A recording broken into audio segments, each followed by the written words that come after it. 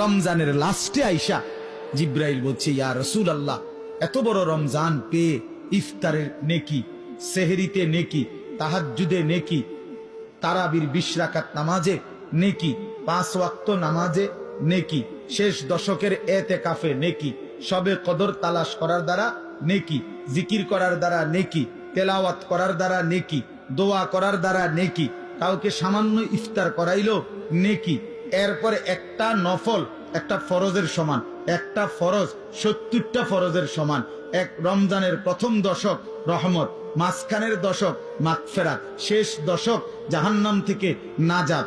আল্লাহ বলেন জিব্রাইলের মাধ্যমে, নবী, এত কিছু দিয়াও যেই বেঈমান রে মন গলাইতে পারলাম না, তারে আমি ভালো করাইতে পারলাম না, আমার দিকে ফিরাইতে পারলাম না, তার উপরে আমি আল্লাহর লানত, আমি ফেরেশতারও লানত। তো নবী বলে আমিন, হ জিব্রাইল, আমি মুহাম্মদেরও লানত।